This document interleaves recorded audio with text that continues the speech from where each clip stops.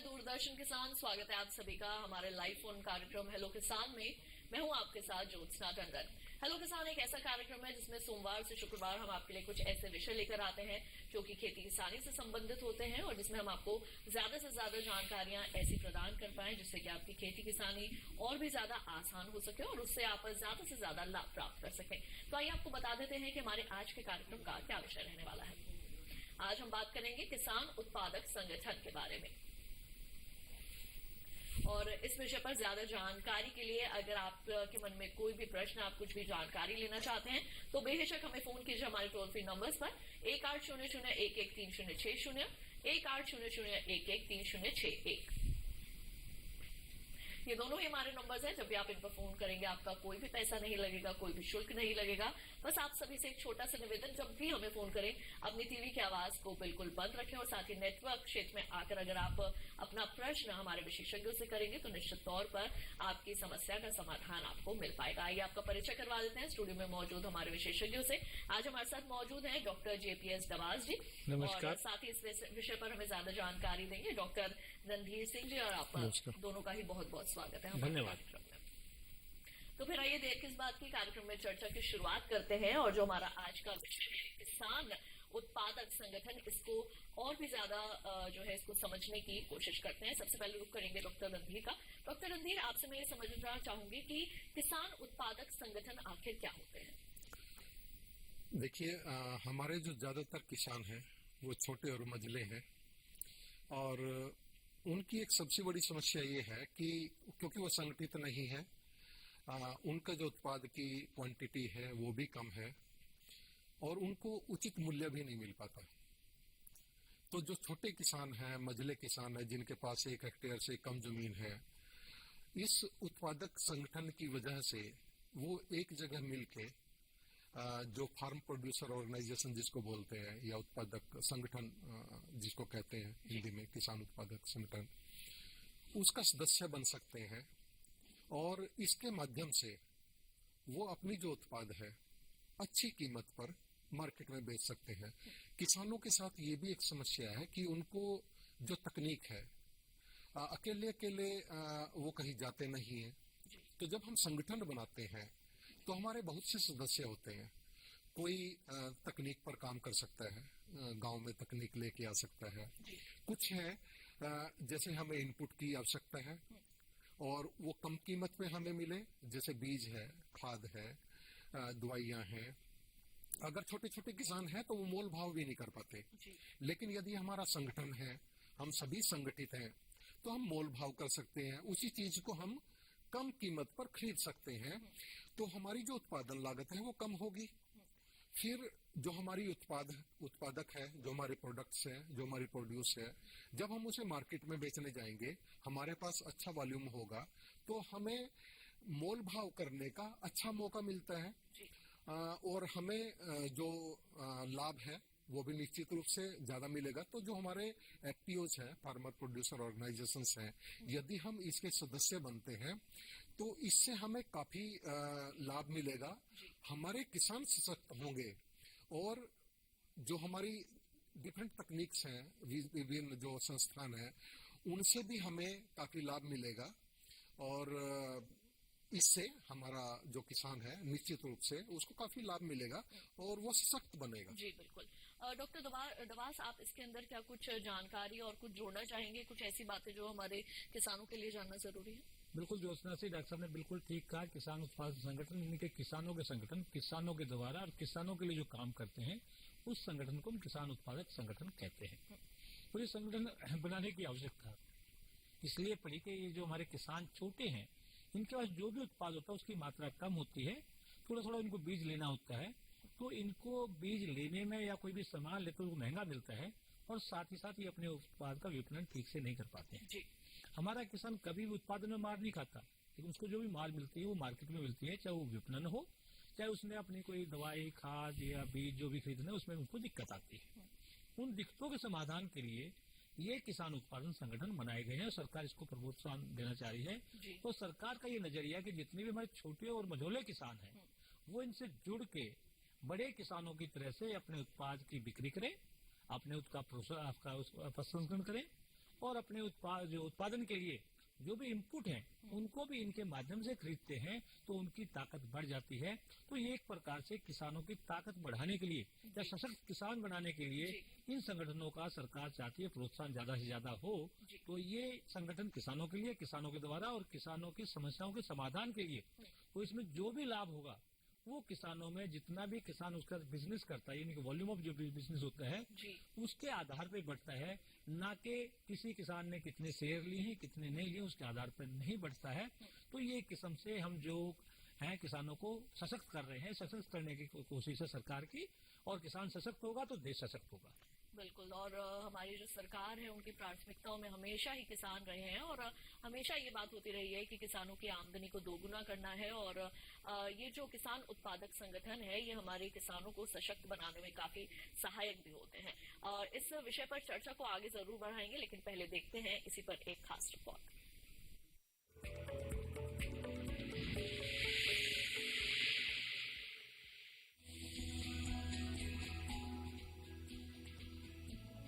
किसान उत्पादक संगठन यानी एफपीओ किसानों का एक ऐसा समूह होता है जो फसल उत्पादन के साथ साथ कृषि से जुड़ी तमाम व्यावसायिक गतिविधियां चलाता है। किसान उत्पादक संगठन से किसानों को न सिर्फ अपनी फसल बेचने की सुविधा मिलती है, बल्कि कृषि उपकरण के साथ साथ खाद, बीज जैसे तमाम उत्पाद भी अच्छी गुणवत्ता और उचित मूल्य पर मिलते हैं। इस समय लघु कृषक कृषि व्यापार संघ और राष्ट्रीय कृषि एवं ग्रामीण विकास बैंक देश में किसान उत्पादक संगठनों के गठन और उनको बढ़ावा देने के लिए कार्य कर रहे हैं। साल 2023 और 24 तक कुल 10,000 एफपीओ का गठन किया जाना है।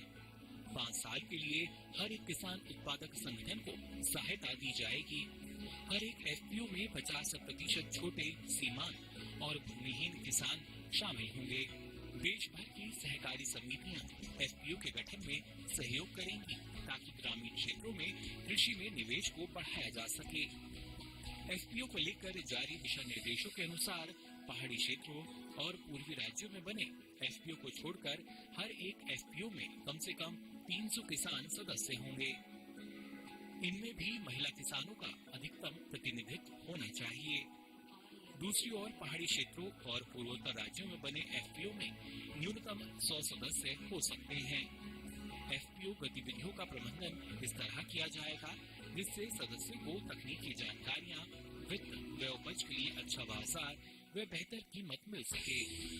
इससे प्रधानमंत्री श्री नरेंद्र मोदी जी के 2022 तक किसानों की आय दोगुनी करने के सपने को साकार करने में मदद मिलेगी।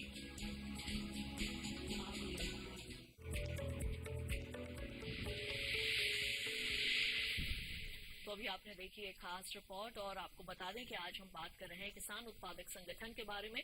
और इस विषय के संबंध में अगर आप कोई भी जानकारी लेना चाहते हैं, आपके मन में कोई भी प्रश्न है, कोई भी शंका है, इस विषय को अगर आप ज्यादा से ज्यादा समझना चाहते हैं तो आप हमें फोन कर सकते हैं हमारे टोल फ्री नंबर्स पर, जो कि है 1800-11-306 और 61। ये नंबर लगातार आपके टेलीविजन स्क्रीन पर फ्लैश हो रहे हैं।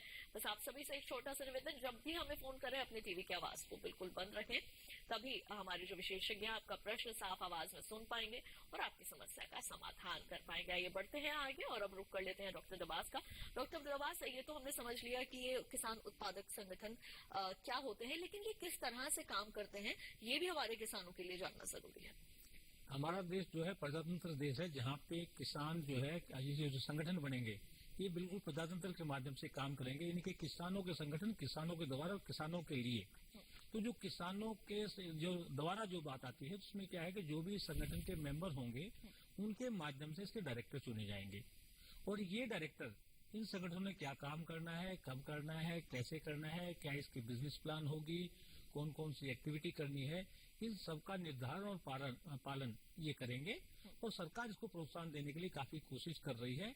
तो सबसे जरूरी तो ये है, अगर हमें सरकार की योजनाओं का अगर पूरा लाभ लेना है तो जितने भी हमारे मैदानी क्षेत्र हैं इनमें कम से कम एक संगठन के 300 मेंबर का होना बहुत जरूरी है। दूसरा, जो पहाड़ी क्षेत्र है वहाँ पे ये मेंबर 100 हो सकते हैं।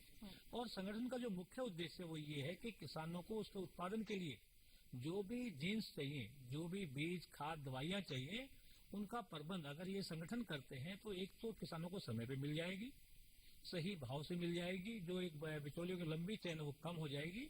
दूसरा ये है कि संगठन सीधे ही किसी भी कंपनी से सीधा उसकी डीलरशिप ले सकते हैं, उसके माध्यम से काम कर सकते हैं, और इससे किसानों को एक तो समय पे मिलेगा, सही भाव पे मिलेगा, सही गुणवत्ता का मिलेगा, और कोई किसानों की शिकायत है तो जल्दी से सुनी जाएगी। तो संगठन के माध्यम से अगर किसान संगठित होते हैं तो ज्यादा लाभ मिलेगा। आज के दिन हो क्या रहा है कि हर किसान, उसको चाहे बीज की जरूरत हो, चाहे खाद की जरूरत हो, हर किसान अलग अलग बाजार में जाता है। तो बाजार में जाने उसका समय भी जाता है, पैसे भी लगते हैं, और साथ में कोई और भी समस्याएं आती हैं। लेकिन अगर बाजार उनके घर पे आ गया संगठन के माध्यम से, तो उसका समय भी बचेगा और ये सब चीजें बचेंगी, और अच्छी गुणवत्ता की चीज उसको समय से मिलेगी। तो एक तो ये बात सबसे पहली ये है। दूसरी बात ये है कि जो हम उत्पाद पैदा करते हैं, उस उत्पाद के जितने भी छोटे और मझोले किसान हैं, उनके पास उत्पाद की जो मात्रा वो काफी कम होती है, तो उस उत्पाद को दूर के बाजार में सही से नहीं ले जा पाते हैं। जब सही से नहीं ले जा पाते हैं तो उसको जब छोटे बाजार में लेके जाते हैं तो काफी कम पैसा मिलता है, जबकि उनकी लागत ज्यादा होती है, उनकी मेहनत ज्यादा होती है। और जब तक किसान को उसके उत्पाद का सही मूल्य नहीं मिलेगा तो किसान को प्रोत्साहन नहीं मिलेगा। वो तभी मिल पाएगा जब किसान सारे संगठित हो जाएंगे, तो ये उस उत्पाद को एक जगह इकट्ठा करके उसकी प्रॉपर ग्रेडिंग करके, और आवश्यकता हो तो ये संगठन अपने गांव में ही उसमें मूल्य संवर्धन करेंगे। तो इससे गांव के लोगों को रोजगार मिलेगा, साथ साथ में किसानों को उस उत्पाद का सही मूल्य मिलेगा, और इनमें जो भी लाभ कमाएंगे संगठन, वो भी उन्हीं किसानों में जिनके संगठन है, उनके वॉल्यूम ऑफ बिजनेस के आधार पर उन्हीं के अंदर बटेगा, तो किसानों को और अधिक प्रोत्साहन मिलेगा। और ये संगठन आज जब हम बात करते हैं ठेका खेती या दूसरी चीजों की बात करते हैं, तो वहां पे अगर एक किसान किसी से बातचीत करता है तो उसकी उतनी ताकत नहीं होती, लेकिन अगर संगठन के माध्यम से बात करते हैं तो उनकी ताकत बढ़ जाती है। और साथ साथ में जिसके साथ वो बात कर रहे हैं, समझौता कर रहे हैं, तो समझौता करने वाली पार्टी उनको सीरियसली लेती है, उनको धोखा देने की वो हिम्मत नहीं करेगी, जबकि एक किसान को धोखा मिलने की संभावना काफी रहती है। इसी तरह से जब किसान, छोटा किसान अब बाजार में जाता है तो उसको अच्छी गुणवत्ता का बीज नहीं मिल पाता है, सही भाव पे नहीं मिल पाता है, और किसान जो व्यापारी है उसको सीरियसली नहीं लेता है। अगर मुझे अपने 1 एकड़ में टमाटर लगाने हैं तो मुझे 100 ग्राम बीज की आवश्यकता है। जब मैं 100 ग्राम बीज लेने जाऊंगा तो व्यापारी मुझे ठीक से बात नहीं करेगा। लेकिन अगर हमारा 300 लोगों का संगठन है और हमें 100 ग्राम बीज अगर 300 लोगों को चाहिए तो 30 किलो बीज चाहिए। जब 30 किलो बीज की आवश्यकता होती है और हम किसी को कहते हैं हमें टमाटर का 30 किलो बीज चाहिए, तो व्यापारी हमें बहुत सीरियसली लेता है, और भाव भी कम नहीं करता बल्कि एक अच्छी गुणवत्ता का देता है, कम पैसे में देता है। तो ये पैसा हमारा सभी किसानों का बचता है, इससे किसानों को काफी लाभ मिल सकता है। इसी तरह से हमारे किसान भाई जब मिलकर खेती करते हैं या आपस में संगठन के माध्यम से खेती करते हैं, तो उनकी फसल में कौन सी कीट लगा है, कौन सा बीमारी लगी है, उसके लिए कौन सी दवाई होनी चाहिए, तो वो ठीक से पास के कृषि विज्ञान केंद्र अथवा किसी विश्वविद्यालय या किसी भारतीय कृषि अनुसंधान परिषद के संस्थान से संपर्क करके उसकी पूरी जानकारी लेते हैं। तो किसानों को ये एक अतिरिक्त फायदा होता है कि उनको नई तकनीकी मिलना आसान हो जाती है, और वो एक ही किसान 300 किसानों तक तकनीकी पहुंचा सकता है, तो इसका एक और फायदा हो जाता है। दूसरी बात आती है, जितने भी हमारे किसान हैं जो पैदा करते हैं, तो जो पैदा करने में रॉ प्रोडक्ट हम बेचते हैं तो उसका सही मूल्य नहीं मिलता। जैसे मैं एक एग्जांपल लेता हूँ, आज अगर गेहूं हम पैदा करते हैं और गेहूं को गेहूं के तौर पे बेचते हैं तो हमें मुश्किल से 19 रुपए किलो मिलता है। जबकि अगर गेहूं का दलिया बना दिया या सूजी बना दी या कोई और चीज, बहुत आसान है, बहुत ज्यादा मुश्किल नहीं है, पसंद कर दिया तो यही चीज 40 और 50 रुपए की हो जाती है।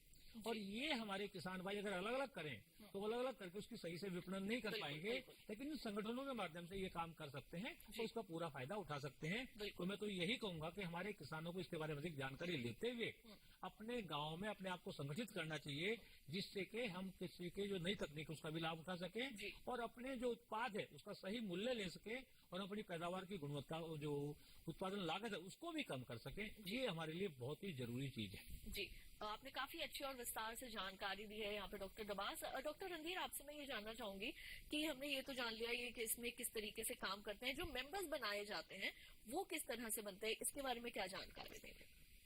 देखिए, पहले तो हम ये समझ लें कि कौन कौन से ऑर्गेनाइजेशंस इम्प्लीमेंट करते हैं इसमें।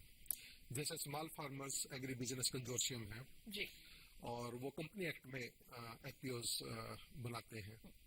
दूसरा है NCDC, national cooperative development corporation, वो कोऑपरेटिव एक्ट के अंतर्गत एफपीओस बनाते हैं।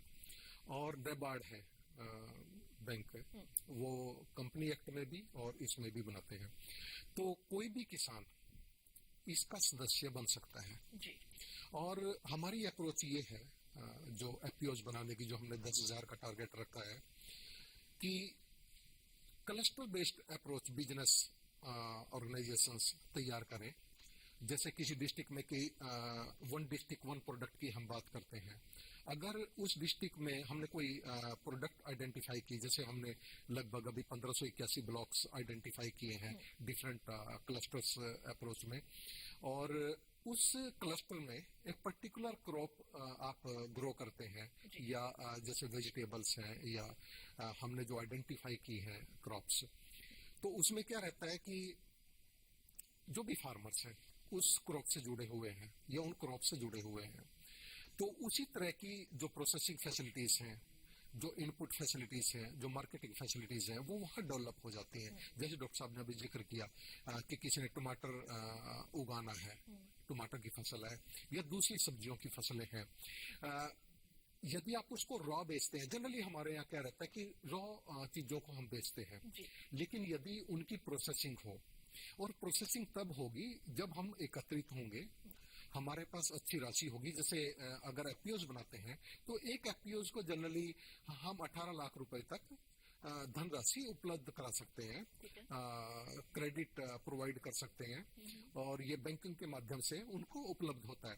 तो इसमें उनकी जो भी जैसे हर एक व्यक्ति तो बिजनेस कर नहीं सकता, उसमें आप सीईओ रख सकते हैं, मैनेजर्स होते हैं, और जो दूसरे कर्मचारी हैं अकाउंटिंग के हैं, मोबिलाइजेशन के हैं, प्रोसेसिंग वैल्यू एडिशन में प्रोसेसिंग के हैं, तो जो डिफरेंट एक्सपर्ट्स हैं वो आपके पास होते हैं। आप इन सारी फैसिलिटीज के माध्यम से प्रोसेसिंग करके यदि बेचते हैं, आप उनकी ब्रांडिंग कर सकते हैं, अपने नाम से बेच सकते हैं, तो एक पूरा बिजनेस आपका शुरू हो गया है, और जिसके माध्यम से आपको ज्यादा बेनिफिट हो सकता है। और यही सरकार की अप्रोच भी है कि कम से कम हर एक ब्लॉक में एक तो एफपीओ हो, एक से ज्यादा होने चाहिए, 5,000 ब्लॉक में कम से कम एक भी हो, तो भी हमारे 5,000 हो जाते हैं, और दो हो जाए तो 10,000 आपके पोटेंशियल फार्मर प्रोड्यूसर ऑर्गेनाइजेशन हो सकते हैं। तो इसके माध्यम से यदि हमने अपना बिजनेस स्टार्ट किया, और जो इनपुट हम परचेज करते हैं उसका भी हम बिजनेस कर सकते हैं, सीड बेचने का, खरीदने का हम बिजनेस कर सकते हैं एफपीओ के माध्यम से, तो हमें काफी लाभ मिलेगा इसके माध्यम से। बिल्कुल, और इसी के बारे में हम चर्चा को आगे जरूर बढ़ाएंगे। कुछ और भी विषय हैं जिनके ऊपर बातें करेंगे, जो कुछ और भी बिंदुओं को यहाँ पर छुएंगे, लेकिन वक्त हो चला है एक छोटे से ब्रेक का। जल्द लौटते हैं वापस, कहीं मत जाइए, देखते रहिए हमारा लाइव फोन कार्यक्रम हेलो किसान।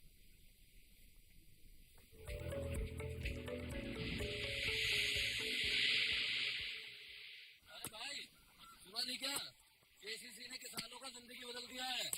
देश के छोटे किसान 1,60,000 रुपये तक का कर्ज बिना किसी गारंटी को ले पाएंगे। ब्याज फूलों से भी पीछा छुटा। मैं तो जैविक खेती का पूरा सामान मंगा लिया, केसीसी का भी कोई दबाव नहीं। ब्याज चुकाने के लिए पूरा 1 साल मिलता है। समय पर भुगतान करने पर केवल 4% के सालाना ब्याज पे लोन मिल गया मुझे। अपना आधार कार्ड, लेटेस्ट फोटो और जमीन के कागजात लेके अप्लाई करो बस। और नामांकन भरने के लिए जेब भी ढीली नहीं करनी पड़ी।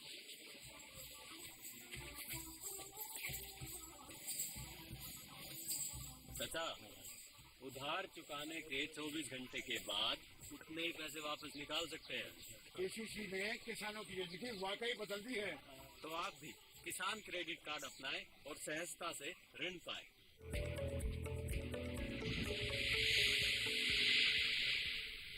ब्रेक के बाद एक बार फिर आप सभी का स्वागत है हमारे लाइव फोन कार्यक्रम हेलो किसान में, जहां आज हम बात कर रहे हैं किसान उत्पादक संगठन के बारे में। अगर इस विषय में आप कोई भी जानकारी लेना चाहते हैं तो हमारे टोल फ्री नंबर्स पर हमें फोन कीजिए, जो कि है 1800-113-061 और 61। बस आपको अपने टीवी की आवाज बंद करनी है, जिस दौरान आप अपना प्रश्न हमसे पूछें। हमारे साथ बिहार से इस वक्त जुड़े हुए हैं अरविंद कंवर जी। आइए कार्यक्रम में उनका सवाल शामिल करें। Hello hello. हाँ हेलो अरविंद जी, आपका बहुत बहुत स्वागत है। मधुबनी बिहार से आपने हमें फोन किया, अपना प्रश्न पूछे, क्या जानना चाहते हैं? जी, किसान उत्पादन संगठन जो कर रहे हैं वो कैसे बनाया जाएगा? जी डॉक्टर के पास। अरविंद जी, आपने जो सवाल किया ये बहुत ही अच्छा है। जैसा कि मैंने बताया था, ये जो संगठन बनते हैं किसान उत्पादक संगठन, ये किसानों के संगठन है, किसानों के द्वारा है, किसानों के लिए हैं। तो आप अपने जिले के कृषि अधिकारी से मिल सकते हैं, आप अपने कृषि विज्ञान केंद्र से मिल सकते हैं, आपके जिले में एक नाबार्ड का ऑफिसर होता है उनसे मिल सकते हैं, आप मिल सकते हैं एसएफएसी के किसी नुमाइंदे से मिल सकते हैं। ये संस्थाएं इनको प्रोत्साहित कर रही हैं, इसके अलावा कुछ दूसरी संस्थाएं भी इनको प्रोत्साहित कर रही हैं। लेकिन सबसे जरूरी है कि पहले आपके किसानों को इकट्ठा होना, कि आप कौन किसान हैं जो मिल के काम करना चाहते हैं, जो मिल के खेती करना चाहते हैं। और खेती करना जरूरी नहीं, खेत में हम अलग अलग भी फसल उगा सकते हैं, लेकिन जो भी पैदा होगा उसके पैदा करने की मार्केटिंग एक साथ कर सकते हैं। हम जो पैदा करने में खाद बीज लगेगा उसको भी एक साथ खरीद सकते हैं और आपस में उसको बांट सकते हैं। और हम उसके प्रसंस्करण के बारे में भी सोच सकते हैं। जैसा कि आप मधुबनी से बोल रहे हैं, तो मधुबनी एक ऐसा जिला है जो कई मामलों में काफी फेमस है।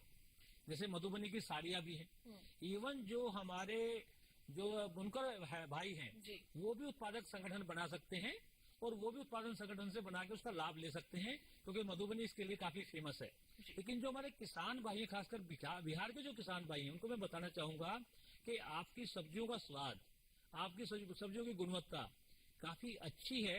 अगर उनको आप ठीक से प्रोसेस और पैक करके प्रॉपर मार्केट करें और अच्छी मार्केट तक भेज दें, तो आपको लगभग 2 गुना प्राइस या 1.5 गुना प्राइस मिल सकता है। सरकार जो आपकी आमदनी को डबल करना चाहती है, उसका डबल करने के 2 ही तरीके हैं। एक तो हम उत्पादन लागत को कम करें, और जो हमारे उत्पाद का विपणन है उसमें हम ज्यादा से ज्यादा पैसा कैसे लें, ये इसके लिए दोनों के लिए ही ये किसान उत्पादक संगठन काम कर रहे हैं। इनका आप लाभ उठा सकते हैं। लेकिन संगठन बनाने के लिए सबसे पहले आपको इकट्ठा होना पड़ेगा, फिर आपको बैठ के बात करनी पड़ेगी कि आपको क्या करना है और कैसे करना है। जी बिल्कुल। और इसी तरह से आप उसको बना के आगे बढ़ा सकते हैं। जी बिल्कुल सही बात है।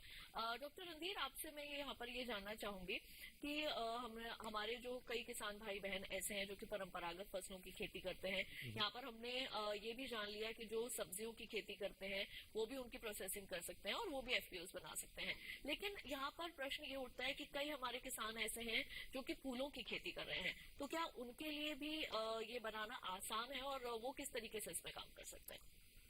देखिए ज्योत्सना जी, किसान किसी भी उत्पाद के लिए अपना संगठन बना सकते हैं जी। और सिर्फ वो एक ही क्रॉप पे आधारित हो ऐसा भी कोई जरूरी नहीं है। वो दूसरी फसलों को भी इसमें शामिल कर सकते हैं, चाहे फूलों की खेती हो, सब्जियों की खेती हो या बागवानी की फसलें हैं, उनको भी शामिल कर सकते हैं। क्योंकि एक क्षेत्र में कई फसलें होती हैं और जो संगठन है वो अपने बिजनेस के लिए, जैसे मैंने पहले भी कहा कि चाहे वो बीज खरीदने की बात करें या प्रोसेसिंग की बात करें, और जैसे एमएसएमई है, फूड प्रोसेसिंग इंडस्ट्रीज हैं, उनको भी आप संपर्क कर सकते हैं और अपनी इंडस्ट्री इस्टेब्लिश करने के लिए आप उनसे लोन भी ले सकते हैं, अपने प्रस्ताव दे सकते हैं उनको। और ये जो आपने फूलों की बात की है, ये तो एक कमोडिटी है, और भी बहुत सी कमोडिटीज हैं जिस पे किसान भाई उत्पादक संगठन बना सकते हैं और उनका बिजनेस कर सकते हैं। जैसे जो हमारे किसान जिनका डेयरी का काम है वो भी इसके अंदर जुड़ सकते हैं और जो मछली पालन कर रहे हैं वो भी इसके साथ जुड़ सकते हैं। निश्चित रूप से। और सबसे बड़ी बात ये है कि यदि आपने अपने उत्पाद को बेचना है तो अपना ब्रांड बनाइए, अपनी गुणवत्ता तय कीजिए, अपनी मार्केट आप बनाइए। और मैंने जैसे क्लस्टर बिजनेस ऑर्गेनाइजेशन की बात की थी, तो उसमें एक्सपर्ट्स होते हैं, उसमें आपके क्रॉप के एक्सपर्ट्स होंगे, हॉर्टिकल्चर के एक्सपर्ट्स होंगे, सोशल मोबिलाइजेशन के एक्सपर्ट होंगे, आईटी मैनेजमेंट इंफॉर्मेशन सिस्टम के एक्सपर्ट्स होंगे, उसमें आपके ऑडिट एंड लॉ के एक्सपर्ट होंगे। वो आपको हेल्प करेंगे अपना बिजनेस इस्टेब्लिश करने के लिए, और 3 साल तक आप उनकी सहायता ले सकते हैं। चौथे साल से आपको अपना जो बेनिफिट मिलेगा उससे आपने ये सब चीजें चलानी है, लेकिन निश्चित रूप से 5 साल तक वो आपकी हैंड होल्डिंग करेंगे, आपका इंक्यूबेशन के माध्यम से आपको पूरी ट्रेनिंग देंगे,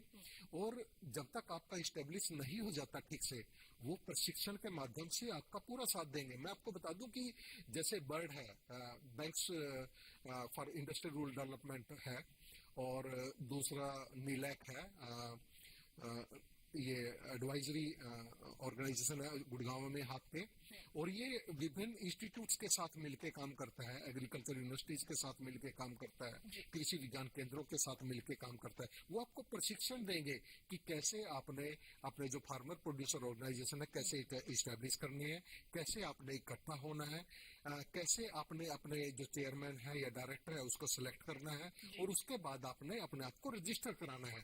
तो ये सारी प्रोसेस आपको उसके माध्यम से पता लग सकती है। और जैसे डॉक्टर दब्बास ने आपको बताया है कि आप केवीके पे जा सकते हैं, आप अपने एडीओ से कांटेक्ट कर सकते हैं, कृषि विभाग से संपर्क कर सकते हैं, आप यूनिवर्सिटी से कांटेक्ट कर सकते हैं, वो आपको इसमें मदद कर सकते हैं। वही हमारे पास कार्यक्रम में हम जब हमारा कार्यक्रम खत्म होने वाला होता है तब हम यहाँ पर ये भी बताते हैं, जब हम अपने अगले कार्यक्रम का विषय बताते हैं तो ईमेल आईडी भी देते हैं।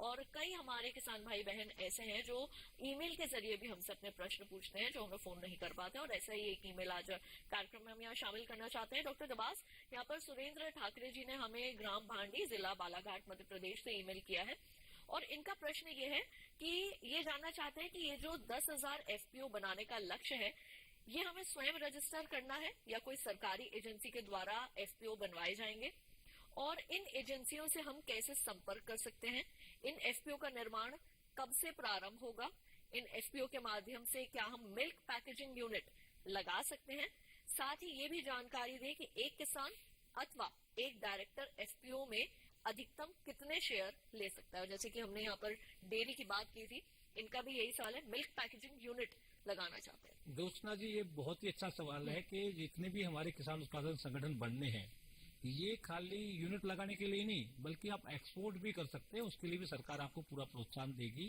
लेकिन हम बात शुरू करते हैं कि हमें जो संगठन बनाना है 10,000, वो कब बनाने हैं, कब से बनने शुरू हो गए, कौन बनाएगा।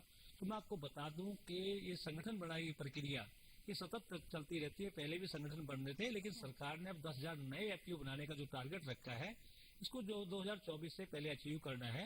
और इसके लिए 2 संस्थाएं जो है, जो डॉक्टर साहब ने अभी, डॉक्टर रणधीर सिंह ने जिक्र किया था, एक तो हमारा राष्ट्रीय जो हमारा नाबार्ड जो बैंक है, इसके माध्यम से, दूसरा एसएफएसी के माध्यम से ये बन रहे हैं। और ये किसानों को, जो नाबार्ड का ऑफिसर है वो हर जिले में होता है, और उसका ऑफिस भी जिले में ही होता है, घर भी वहीं पे होता है। तो आप अपने जिले के जो नाबार्ड के ऑफिसर हैं, development officer, district development officer, आप उनसे संपर्क कर सकते हैं। तो आपको पूरा गाइड करेंगे नाबार्ड जो प्रोत्साहित कर रहा है वो किस प्रकार से कर रहा है, और नाबार्ड से आपको कौन कौन सी मदद मिलेगी, कौन कौन सी ट्रेनिंग मिलेगी, कब मिलेगी, कैसे मिलेगी। इनके जो बाइलाज है, क्योंकि जब भी हम कोई संस्था बनाते हैं तो उसकी नियमावली बनती है, तो उसकी नियमावली क्या होनी चाहिए, उसके लिए हो सकता है आपको सीए की आवश्यकता पड़ेगी। तो नियमावली जब बनेगी तो आपके सहयोग से बनेगी, क्योंकि जो भी नियमावली बनेगी उसको आपको बताया जाएगा कि इसमें कितने शेयर रखने हैं, कैसे रखने हैं। तो वैसे एक किसान अधिकतम 20% शेयर रख सकता है, लेकिन मैं आपको बता दूं कि कोई भी 20% रखता नहीं है, ये एक अधिकतम सीमा है। सामान्यतः इसमें क्योंकि 300 मेंबर हैं, तो जनरली किसान 1 से 2% शेयर ही एक किसान रख पाता है, क्योंकि इसमें जो लाभ का डिस्ट्रीब्यूशन है वो शेयरों के नंबर के आधार पर नहीं होता, वो होता है कि आपने कितना बिजनेस किया है। और जो आपका वोटिंग राइट है वो भी एक आदमी का एक ही वोट रहेगा, चाहे उसके पास शेयर कितने भी हो। यानी कि जो ताकत है वो सभी सदस्यों की बराबर ताकत है। तो इसमें है। दूसरी बात, जो आपने दूध के लगाने की बात की, प्रोसेसिंग प्लांट लगाने की बात करी है, तो बिल्कुल आप मिल्क पैकेजिंग यूनिट लगा सकते हैं। और आप अपने जिले में जो आपके नाबार्ड के अधिकारी, उनसे आप संपर्क करेंगे तो आपको उसकी पूरी जानकारी देंगे, आपको कैसे बनाना है। और जो डॉक्टर साहब ने अभी चर्चा की है, इसमें कई संस्थाएं ऐसी हैं जो केवल ट्रेनिंग का काम करती हैं, जिससे कि किसान जान सके कि इसकी प्रक्रिया क्या है और इसका जैसे बिजनेस डेवलपमेंट प्लान बनानी है आपको, क्योंकि जब भी हम कोई संस्था बनाते हैं तो उसकी एक बिजनेस प्लान होती है कि हमारा व्यापार क्या होगा, हम क्या व्यापार करेंगे, कितना करेंगे, कैसे करेंगे और क्या क्या हमारे टारगेट्स हैं कि जिनको हमने अचीव करना है, तो वो भी हमें तय करने, क्योंकि इसमें कोई दूसरा तय नहीं करेगा। इसमें जो भी संगठन की गतिविधियां हैं वो किसानों की गतिविधियां हैं, किसानों के द्वारा हैं, किसानों से द्वारा प्रबंधित हैं। और इसमें जो भी डायरेक्टर बनेंगे वो भी जो इसके सदस्य हैं वही उनका इलेक्शन करेंगे। और ये सभी चर्चा जो है नियमावली के अंदर की जाएगी कि आपकी जो डायरेक्टर्स का कार्यकाल कितना है, कितने डायरेक्टर बन सकते हैं, कैसे उनका चुनाव, मतलब कैसे उनका इलेक्शन होना है। तो ये सभी चर्चा आपकी नियमावली में होती है। और ये नियमों की जो गाइडेंस है ये आपको नाबार्ड के अधिकारी भी दे सकते हैं, एसएफएसी के अधिकारी भी दे सकते हैं, और ये आपको नेट से भी मिल सकती हैं। और सरकार इनको अधिक से अधिक प्रोत्साहित इसलिए करना चाहती है कि जिससे किसानों को ज्यादा प्रोत्साहन मिले और किसानों की ताकत बढ़े। और जैसे कि डॉक्टर रणधीर सिंह ने भी बात की थी कि जो भी जिला जिस काम के लिए फेमस है, उस जिले में कोशिश की जाती है, उससे संबंधित अगर संगठन बनते हैं तो वो उस चीज को ज्यादा प्रमोट कर पाएंगे, ज्यादा अच्छी प्रोसेस कर पाएंगे और किसानों की ज्यादा मदद कर पाएंगे। तो ये बहुत अच्छी बात है कि हमारे किसान स्वयं इनिशिएटिव ले रहे हैं, तो एक बड़ी खुशी की बात है। तो हम चाहेंगे किसान जो है खुद जो इनिशिएटिव ले रहे हैं ये अपने पास के कृषि विज्ञान केंद्र से मिले, साथ साथ में अपना नाबार्ड के अधिकारी से मिले, और आवश्यकता पड़े तो ये किसी भी संस्था से, आजकल हमारे पास किसान टोल फ्री, किसान कल का टोल फ्री नंबर है, उससे भी जानकारी लेके वो किसी भी संस्थान से बात कर सकते हैं। क्योंकि आप डेयरी से संबंधित बनाने हैं तो आप इसकी जानकारी इवन एनडीआरआई करनाल से भी ले सकते हैं कि हमें कौन सी मशीन लेनी है, कैसे प्रोसेसिंग करना है, और प्रोसेसिंग के लिए अगर कोई ट्रेनिंग लेनी है तो वो भी आपको इनके माध्यम से मिल सकती है, जिसका प्रावधान सरकार ने इसमें कर रखा है, तो वो उसका लाभ उठा सकते हैं। तो बड़ी खुशी की बात है कि हमारे किसान जो है आज जागृत होकर इस बात के बारे में ज्यादा से ज्यादा जानकारी लेना चाहते हैं। मैं थोड़ा सा और जोड़ दूं इसमें, मैं यहाँ जो पर बिल्कुल डॉक्टर रणधीर आपसे यहाँ पर मैं जरूर आपके भी विचार लूंगी, लेकिन कार्यक्रम में यहाँ पर फिलहाल वक्त हो चला एक छोटे से ब्रेक का। जल्द लौटते हैं वापस, आप कहीं मत जाइए, देखते रहिए लाइव फोन कार्यक्रम हेलो किसान।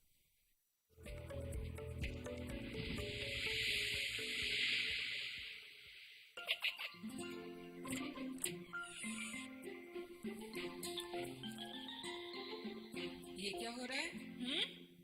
काशवी, इतने कम मार्क्स?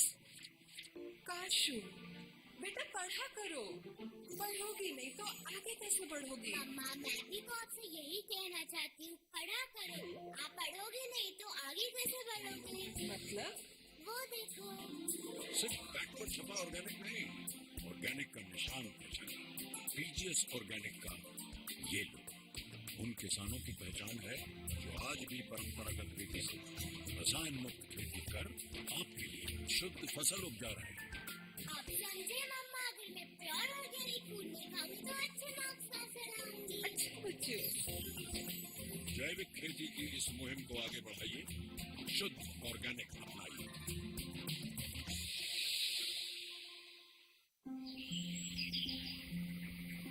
अरे क्या कर रहा है? इधर इधर इधर, हम बोल रहा है तेरे बीजू का पुतला बोल रहा है?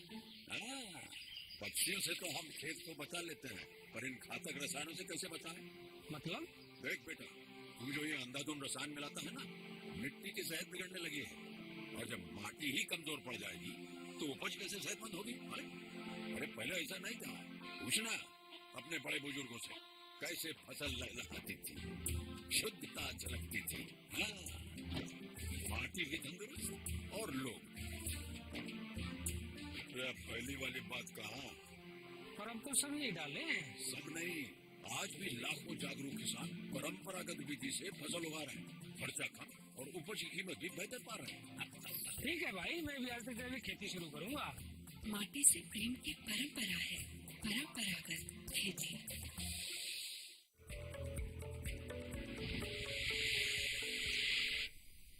ब्रेक के बाद एक बार फिर आप सभी का स्वागत है हमारे लाइव फोन कार्यक्रम हेलो किसान में, जहां आज हम बात कर रहे हैं किसान उत्पादक संगठन के बारे में। और इस विषय के संबंध में अगर आप कोई भी जानकारी देना चाहते हैं तो हमारे टोल फ्री नंबर्स पर हमें फोन कीजिए। हमारे साथ इस वक्त फोन लाइन पर मौजूद है महावीर जी, हरदोई उत्तर प्रदेश से। आइए कार्यक्रम में उनका सवाल शामिल करें। हेलो जी नमस्कार महावीर जी, आपका बहुत बहुत स्वागत है कार्यक्रम में। अपना सवाल पूछिए, क्या जानना चाहते हैं आप? जी मैं ये जानना चाह रहा हूँ कि जो भूमिहीन किसान हैं उनको कैसे संगठन से जोड़ा जाएगा?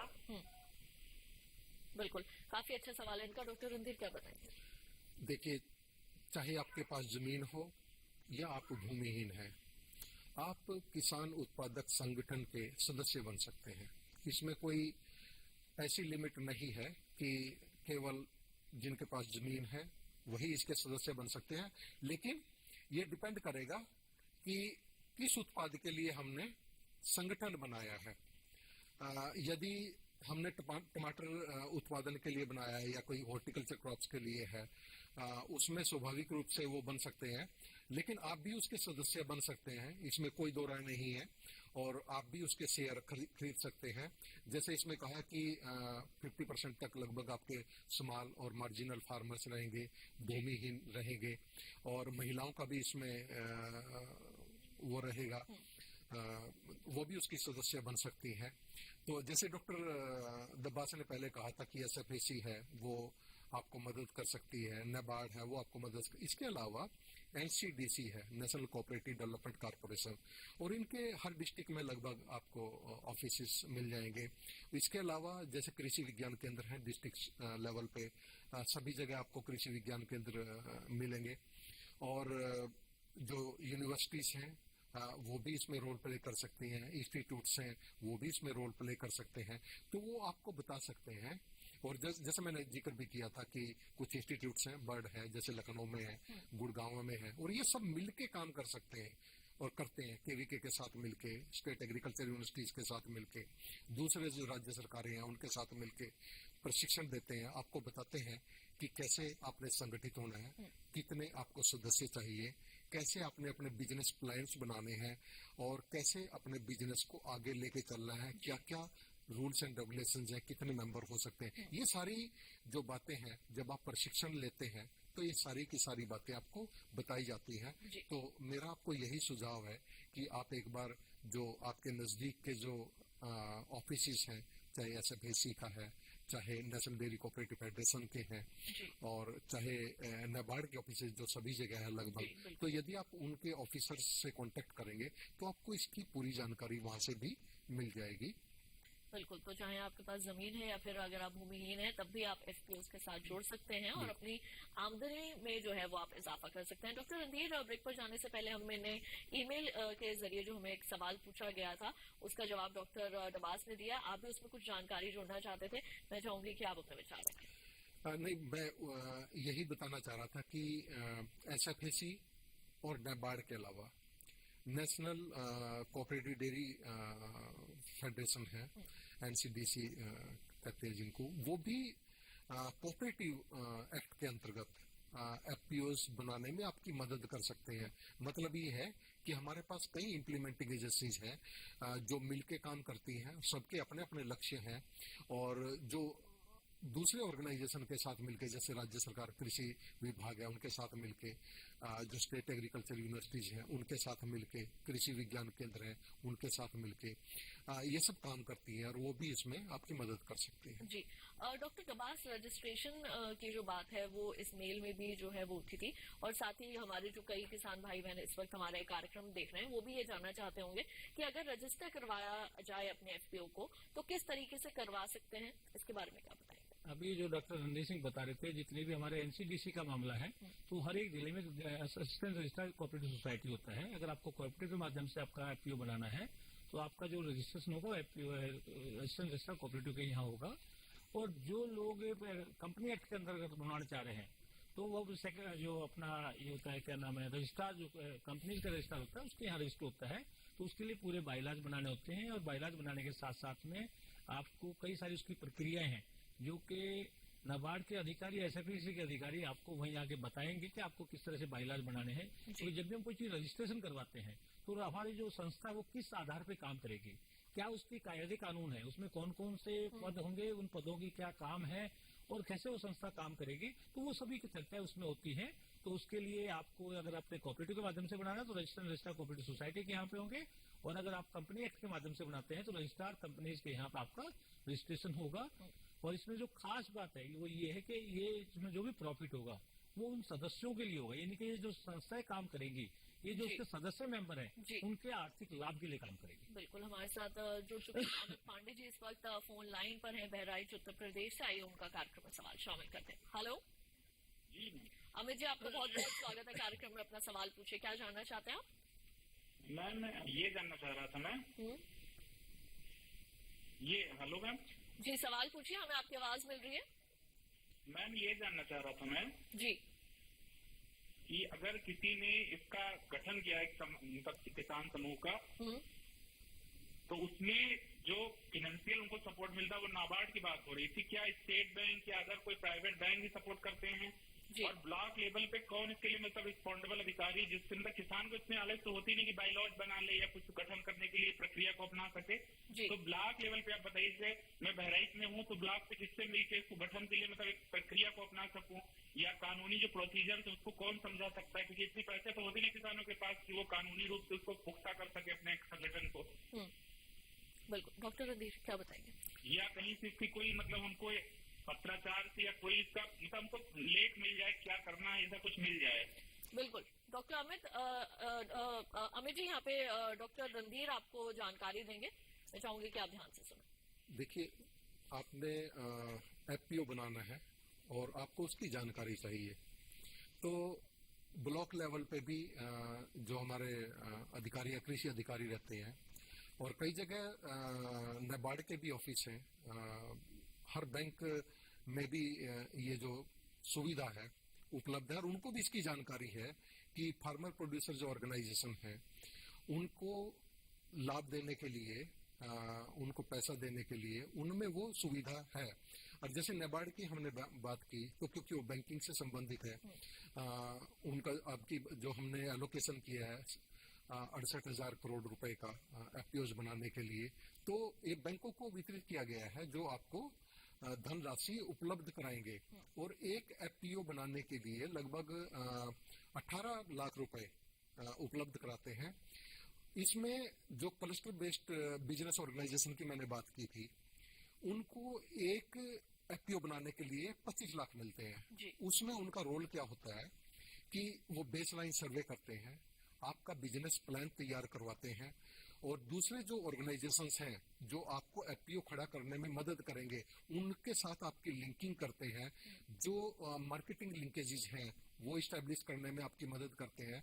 कहने का मतलब ये है कि यदि ये प्रक्रिया साफ हो जाए और आपको पता चल जाए, तो इससे आपको एफपीओ इस्टेब्लिश करने में काफी मदद मिलेगी, और ब्लॉक लेवल पे भी आपको हेल्प मिलती है, डिस्ट्रिक्ट लेवल पे भी हमारे ऑफिसेस हैं जहां से आप कांटेक्ट करते हैं। और यदि आप क्योंकि आजकल तो सभी लगभग जानकार हैं, नेट भी है, अगर एफपीओ के बारे में भी अगर आप डाउनलोड करना चाहेंगे तो एफपीओ भी अगर आप टाइप करेंगे तो आपको एफपीओ के बारे में काफी इंफॉर्मेशन मिल जाएगी। नाबार्ड की वेबसाइट पे भी है, एसएफएसी की भी वेबसाइट पे है, एनसीडीसी की वेबसाइट पे भी ये चीजें उपलब्ध हैं, तो पूरी गाइडलाइंस वहां पे भी उपलब्ध है। तो लेकिन ज्यादा विश्वास के लिए मुझे लगता है कि आप एक बार लोकल स्तर पे इन ऑफिस में अगर कांटेक्ट करेंगे तो आपको ज्यादा फायदा मिलेगा। जी डॉक्टर दवास, आप कुछ इसमें जानकारी जोड़ना चाहेंगे? मैं तो इतना ही कहना चाहूंगा कि नाबार्ड का अधिकारी हर जिले में उसका ऑफिस भी होता है, वहीं पर कार्यालय भी वहीं होता है, ये नहीं कि उसका घर और कार्यालय एक ही है, जिसको हम नाबार्ड की तरफ से जिला विकास अधिकारी बोलते हैं, प्रबंधक बोलते हैं, और इनके पास पूरी की पूरी जानकारी है। ये आपको पूरी जानकारी देंगे, जो डॉक्टर साहब ने अभी बात की 18 लाख की, वो भी जानकारी देंगे कि आपको ये पैसा कहाँ कहाँ पे खर्च होगा, कैसे कैसे खर्च होगा, और जो रजिस्ट्रेशन की प्रक्रिया है उसमें सीए के लिए कितना है और बाइलाज कैसे बनने हैं। तो मैं अपने अमित साथी से यही बताना चाहूंगा कि आप अपने बहराइच जिले के अंदर जाएं, जिस जिले से आप संबंध रखते हैं, और अगर वो ना भी जाना चाहें तो आप अपने जो घर में ना आपके पास नेट है, तो नेट में भी अगर डालेंगे डिस्ट्रिक्ट डेवलपमेंट मैनेजर नाबार्ड, तो आपको, और बहराइच, तो आपके जो नाबार्ड के जो अधिकारी उनका नाम आ जाएगा, फोन नंबर आ जाएगा, आप फोन से भी उनसे पूरी जानकारी ले सकते हैं, और ये आपको पूरी जानकारी देंगे कि आपके बाइलाज कैसे बनेंगे, कौन कौन इसमें हमारे सीए जो इसमें एक्सपर्ट है जो बना रहे हैं, और कोई ऑलरेडी जो बाइलाज बने हुए हैं वो उसकी भी आपको कॉपी दे सकते हैं कि आप इनको देख लें, इसमें आप क्या क्या बदलाव करना चाहते हैं। क्योंकि बाइलाज जो बनते हैं वो बनते हैं कि हमें क्या काम करना है, क्या हमारी बिजनेस प्लान रहेगी, कौन कौन सी हमारी एक्टिविटी रहेंगी, उन सभी की चर्चा उसमें होती है। तो बाइलाज जब तक आपसे चर्चा नहीं होगी तो कोई भी आपके बाइलाज नहीं बना पाएगा, वो बाइलाज तभी बना पाएगा। इसी तरह जो आपकी बिजनेस प्लान बनेगी वो भी आपके साथ बैठ के ही बनेगी कि आप क्या गतिविधि करेंगे, कैसे उसको आगे बढ़ाएंगे, क्या 6 महीने का टारगेट है, क्या 9 महीने का टारगेट है, क्या 1 साल का टारगेट है, और इसकी प्रक्रिया आपकी कैसे कैसे रखेंगे। तो सारी की सारी चीजें उसमें चर्चा होती है। तो उसमें क्या है कि आपका सीए, आपका नाबार्ड का अधिकारी और जो मेंबर है उसके बनने वाले हैं, वो सब मिलके इसमें सहयोग करेंगे, तभी हम उसके बाइलाज बना पाएंगे।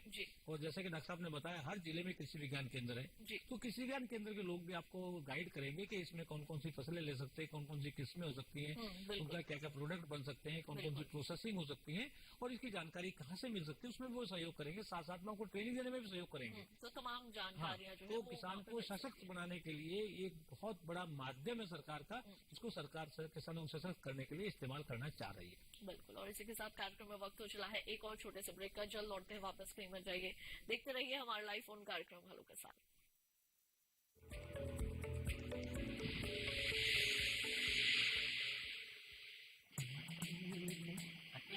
अरे वाह भैया, अकेले अकेले। अरे तू भी ले, पर खाएगा कैसे? मैं ऑर्गेनिक खेती की बात कर रहा रे बेटे। अकेले अकेले खेती कब तक करेगा? मतलब गांव में 20-25 किसानों का समूह बना के पंजीकरण करवा ले, फिर सरकारी ट्रेनिंग भी मिलेगी और मुफ्त जैविक बीज खाद भी। फिर पीजीएस ऑर्गेनिक की सरकारी मोहर के साथ तेरी उपज आकर्षक पैक में पहुंचेगी बड़े बाजार तक। अच्छा? हाँ। अरे भाई कहाँ चल दिया? सबको साथ लाने, आमदनी बढ़ाने। तो किसान भाई समझ गए ना, साथ मिलकर ऑर्गेनिक खेती कीजिए, अपनी परंपरा को आगे बढ़ाइए, ज्यादा मुनाफा कमाइए। माटी से प्रेम की परंपरा है परंपरागत खेती।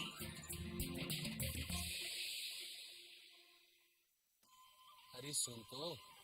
मुझे क्या सुनाना चाहते हो? जो सुनाओ मेरी सौतन को। किसको? अरे वही तुम्हारा मोबाइल फोन जिससे सुबह शाम दिन रात चिपके रहते थे और कहते थे किसान कॉल सेंटर से बातें हो रही हैं।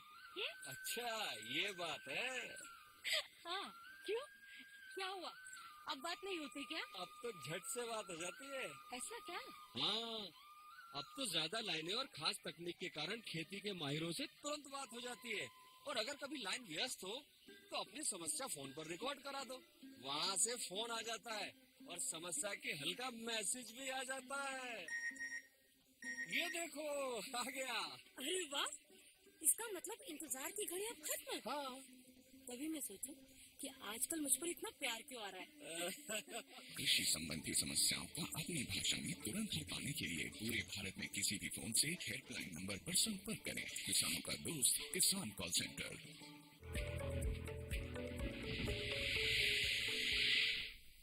ब्रेक के बाद एक बार फिर आप सभी का स्वागत है हमारे लाइव फोन कार्यक्रम में। आज हम बात कर रहे हैं किसान उत्पादक संगठन की, और इस विषय के संबंध में कोई भी जानकारी लेना चाहते हैं तो जल्दी ही हमें फोन कीजिए 1800-113-0661 पर। और हमारे अगले जो कॉलर हैं वो है विक्रम रावत जी, ग्वालियर मध्य प्रदेश से। आइए कार्यक्रम में उनका सवाल शामिल करें। हेलो विक्रम जी, आपका बहुत बहुत स्वागत है कार्यक्रम में। अपना सवाल पूछिए, क्या जानना चाहते हैं? मैम मैं एक एग्रीकल्चर स्टूडेंट हूँ, जो एफबीओ जो संगठन है, तो मैं जानना चाह रहा हूँ कि ये एग्रीकल्चर स्टूडेंट के लिए क्या अपना रोल निभाएगा, और एग्रीकल्चर स्टूडेंट में एफबीओ के लिए अपना क्या रोल दे सकता हूँ, मैं ये जानना चाह रहा हूँ। बिल्कुल, काफी महत्वपूर्ण सवाल है आपका। डॉक्टर टबास क्या बताएंगे? विक्रम जी, आप बहुत ही अच्छी बात है कि आप एग्रीकल्चर का काम कर रहे हैं और कृषि के विकास के लिए ही सरकार 10,000 एफपीओ प्रमोट करना चाह रही है। जैसा कि आप जानते हैं कि हमारे किसान पैदावार करने में कभी पीछे नहीं रहा। वो किसी भी चीज की कितनी भी पैदावार लेकर सकता है, लेकिन दिक्कत क्या आती है, उसको उसके उत्पाद का सही मूल्य ना मिलने के कारण उसको सही प्रोत्साहन नहीं मिल पाता है। और मूल्य ना मिलने के कई कारण हैं। सबसे बड़ा कारण कि हमारे अधिकतर किसान छोटे और मझोले हैं, जिनके पास उत्पाद की जो पैदा करते हैं उसकी मात्रा कम होती है और कम मात्रा को दूर के बाजार तक नहीं ले जा पाते, तो उनको पास के बाजार में बेचना उनकी एक मजबूरी हो जाती है। और पास के बाजार में अगर बेचते हैं तो उसमें बिचौलियों की चैन बढ़ जाती है, वहां से कोई खरीदेगा फिर उसको दूसरे बाजार में लेके जाएगा, तो जितनी लंबी चैन होगी उतना ही किसान को कम पैसा मिलता है। तो ये किसान उत्पादन संगठन बनाकर अगर किसान उसमें शामिल हो जाते हैं तो वो उस चैन को कम कर पाएंगे, और जितनी चैन कम होगी उतना ही किसान को उसके मूल्य का ज्यादा पैसा मिलेगा। तो उसका उत्पाद का ज्यादा पैसा मिलेगा तो किसान को प्रोत्साहन मिलेगा। दूसरी बात आती है कि हमारे किसान छोटे और मझोले होने के कारण हर चीज को लेने के लिए दूर नहीं जा पाते। जो पास के बाजार में जो भी चीज उपलब्ध होती है, जो बीज उपलब्ध होता है या जो दवाइयां उपलब्ध होती हैं या जो भी उनको दूसरी आवश्यकता जो उपलब्ध होती है, उसी को लेने का प्रयास करते हैं। और उसको लेने के प्रयास में कई बार उनको अच्छी गुणवत्ता का नहीं मिल पाता, सही समय से नहीं मिल पाता, ज्यादा पैसे में मिल पाता है, और कई बार सही जानकारी नहीं मिल पाती है। लेकिन वो जब संगठित हो जाएंगे तो वो मिलके जब काम करेंगे तो वो अच्छे संस्थान से संपर्क कर सकते हैं, कृषि विज्ञान केंद्र से संपर्क कर सकते हैं, अच्छी कंपनी से संपर्क कर सकते हैं कि उनको जो बीज की मात्रा या दवाई की मात्रा ज्यादा चाहिए, और कोई भी उनके पास आएगा उनको बहुत सारे ऑफर देगा कि आप अगर हमारा बीज लेंगे तो हम आपको इतना सस्ता देंगे, इतनी गुणवत्ता का देंगे, ये हम गारंटी देंगे, क्योंकि आपका जो वॉल्यूम है ज्यादा है।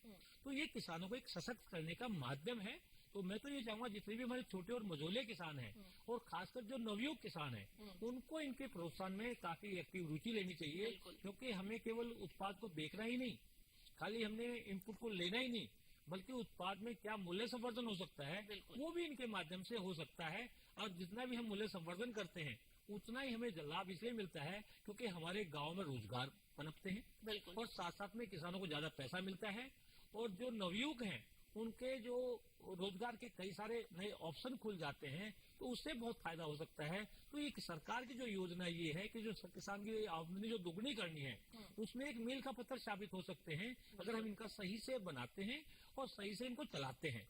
लेकिन मैंने अक्सर देखा कुछ किसान क्या सोचते हैं कि हम 2, 4, 5 किसान मिलके पैसा ले लेंगे। अगर आप ऐसा करते हैं तो ये संगठन नहीं चल पाएंगे। संगठन तभी चल पाएगा जब आपके पास लगभग 300 किसान कम से कम इसके सदस्य हों, ये मिलके काम करें, ये मिलके जितने भी इनके इनपुट है इकट्ठे खरीदें, इकट्ठे मार्केटिंग करें, और न केवल खुद खरीदें और खुद मार्केटिंग करें बल्कि अपने दूसरे किसान भाइयों को भी उपलब्ध करवा सकते हैं। तो इससे आपके जो संगठन इसका बिजनेस बढ़ेगा, और जितना संगठन का बिजनेस बढ़ेगा उतनी आमदनी बढ़ेगी। और आपको जो डॉक्टर साहब एक बार डॉक्टर रणधीर सिंह जिक्र कर रहे थे कि आपका अपना एक ट्रेडमार्क होना चाहिए, आपका अपना एक लोगो होना चाहिए, तो उसको बनाने में भी आपको काफी मदद मिलेगी। तो सरकार की कोशिश ये है कि किसानों को कैसे सशक्त किया जाए, किसानों को किस प्रकार से एक नए जो एटमॉस्फेयर बना है बिजनेस का उसमें कैसे उसका लाभ उठा सकते हैं। किसान एक केवल उत्पादक ही नहीं बल्कि एक उपभोक्ता, एक प्रोसेसर के साथ साथ में कैसे उसका सही से विपणन कर सकता है, उसमें भी किसान की मदद की जाए, उसी के लिए इनको प्रोत्साहन करने की कोशिश की जा रही है। बिल्कुल। अंत में डॉक्टर रणधीर आपसे बहुत संक्षेप में जानना चाहूंगी कि जो हमारी महिला किसान हैं उनके लिए किस तरीके से ये जो किसान उत्पादक संगठन है अगर वो बनाती हैं या उनके साथ जुड़ती हैं उनके लिए कैसे लाभदायक हो सकता है, संक्षेप में बताइए, समय कम है हमारे पास। धन्यवाद। एक थोड़ी त्रुटि मैं ठीक कर लूं, मैंने एनसीडीसी में डेयरी शब्द का शायद इस्तेमाल किया था, तो नेशनल कोऑपरेटिव डेवलपमेंट कॉर्पोरेशन है। और आपने बात की महिलाओं की, तो इसमें महिलाओं का भी काफी योगदान है, और ऐसे बहुत से एफपीओज हैं जिसमें महिलाएं सदस्य हैं और काफी अच्छा चला रही हैं। जैसे पुणे में मैं जानता हूँ सिंगाड़े जी हैं, उन्होंने एफपीओ चलाया हुआ है और काफी लीड ली उन्होंने इस एफपीओ को चलाने में, और बहुत सी महिलाओं को उन्होंने रोजगार दिलाया गांव में ही, वो भी एजुकेटेड हैं। तो मेरा कहने का मतलब ये है कि इसमें कोई जेंडर बायस नहीं है, इसमें चाहे पुरुष हो चाहे महिला हो सभी इसके सदस्य बन सकते हैं। और मुझे लगता है महिला सशक्तिकरण में और particularly value addition and processing में महिलाओं का एक विशेष योगदान है और रहेगा।